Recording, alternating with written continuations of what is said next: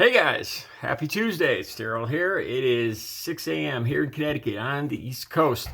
I was just in the middle of my workout and I decided to look to see how my first video of the day was doing. It was doing okay.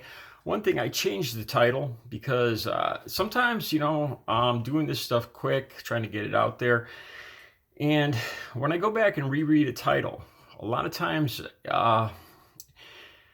it doesn't quite represent or say what I want to say.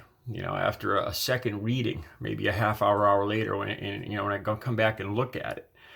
And this title, when I said Trump and Ron Paul being censored by social media, I felt like he was making a statement. I wanted to attract people that believe that, so I could talk to them and conversate with them, and tell them my view. But at the same time, I don't want to come out too much like I'm agreeing with it, because I don't. And I'm not going to sit here and say something I don't believe, or title my video purposely saying something I don't believe just to attract viewers. That's not my gig either. So I changed it. I added nonsense at the end, which I think it is. But anyway, I read the first few comments, and the first comment said, it was simple, basic. It said, "I don't know why you're still trying to convince them. I don't know why you're still trying to convince them." That was it. And it made me think. I do read you guys. I do read your comments. A lot of times I'm busy painting or working out, and a lot of times I don't reply, but I do read them. And I thought about this, and it's a good point. Why am I banging my head against the wall? And as you guys know, I've got a very strong sense of empathy. It's just become a big part of my life. It's helped me in recovery. Putting myself in somebody else's position. How would I feel if I were them? How would I react? And it's helped me. It's helped me a lot. It's helped me to communicate and understand people better. And a lot of people around me, my family, are Trump supporters. I've told you guys before I broke up, I was living with a girlfriend that was, her and her whole family were Trump supporters. And it wasn't solely because of that, but I was completely surrounded by Trump supporters anyway. And I love my family. I have to talk to them. So out of necessity, I have to try to bridge this. And here's the main reason. When I thought about this question, it's a valid question. And I'll tell you why. As I watched the news this morning, Tuesday morning, January 11th, one of the big stories is that the FBI is warning the states and Washington D.C. that there's planning for more of these incidents that we saw Wednesday, except armed now. And I got a picture in my head, and I was reading about what these Trump supporters are saying, what they plan on doing if Trump is taken out of office before the inauguration. And I'll be honest, it doesn't just scare me. This isn't me talking as a Biden supporter. This is me talking as an American, that I love my country. And I see the way that the rest of the world is looking at us right now. And I'm horrified. I'm absolutely horrified to think that what could happen in the coming days if we don't try to rationalize and reach out to these people, these people that may or may not do what they say they're going to do. Like I said in the video yesterday, I read, I saw the video where the Ayatollah was actually saying, I saw videos from Iran, from China, and from Russia, how they were seeing us. And it kills me. A big thing is when I thought back to the wall coming down between East and West Germany, and how the whole world celebrated. They wanted our democracy. They wanted our freedom. They wanted what we had, and the whole world celebrated. Remember that? And now we're not that anymore. We're pretty much the opposite. They look at us with pity and horror. And I hate to say that, but it's the truth. Even our allies, Boris Johnson, Germany, Merkel, Chancellor Merkel, is it? Or you know what I'm saying.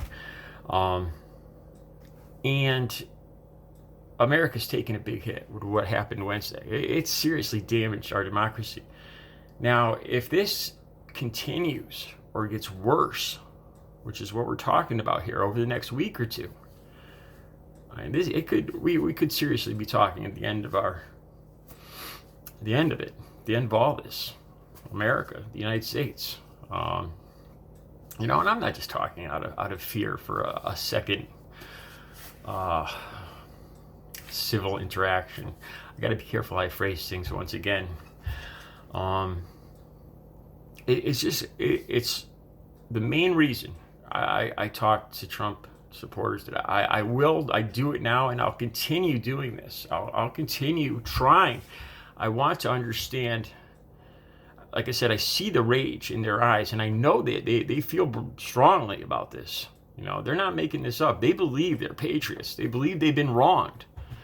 And that's another thing that kills me is, from what I see, from where I'm standing, these people have had their patriotism used against them, their belief in God used against them. All that power and energy of those people's beliefs have been hijacked by a narcissist for his own power and benefit. That's what I see. And I told you guys before too, I do daily self-checks, man. Like, am I being lied to? Is Biden, what's going on in the world? Was there any cheating? And I look, I read the conservative side. I don't want to be fooled. I want to make sure what I'm believing is reality. Not if what I'm believing is right or wrong, but what I'm believing and saying to you guys, is it reality? Is it truth? That's the most important thing to me. Right or wrong is objective, subjective. I'm not sure, to tell you the truth. It's still early. You know what I'm saying? But I do this out of serious concern and love for my country, and that's why I have this channel. And I'm surrounded with Trump supporters, and it's not an option for me to tune them out and walk away from them. It's not. I need to understand how they think so I could talk to them, so I could communicate with them, and it bothers me that they're being used. And it bothers me of what this will bring, what this will reap, especially in the coming week for America. That's why I will continue to bang my head against the wall, and I'll never stop. I'll never stop trying. I don't need somebody to say that they're a Biden supporter. I don't need anybody to say that they like Biden even. I can understand if somebody doesn't like Biden. I can relate. I agree with a lot of Republican ideology. I was an independent up until 4 years ago. I considered myself a little bit of everything. But when I say this, I mean this from the bottom of my heart. I think Donald Trump is a scourge on this country. I think he's deceived a lot of people. I think if you look at the definition of a narcissist, if you've ever had a narcissist in your life and see how they manipulate people, and you look at Donald Trump, you're not going to see a difference. Donald Trump is a textbook narcissist, and to the truest sense of the definition. And these people are being used. They are. Their love and belief in this country is being hijacked and used for his own power. It really is. Look at him. Look at the way he lives his life, what he represents. One last thing. I saw that people around him were saying how he was delighted about the Capitol or what happened last Wednesday. And not only that, but he didn't like the way people were dressed. He didn't like the way they represented him, the way they were dressed, that they were kind of low class. That might be fake news and it might not, but think about it. Think about who he surrounds himself with. Is it something he might say? If you don't think so, you might be fooling yourself, Just some thoughts. Once again, I don't want to steal somebody's last line, but I can't help it. You guys have a good Tuesday. I'll be back later with another video.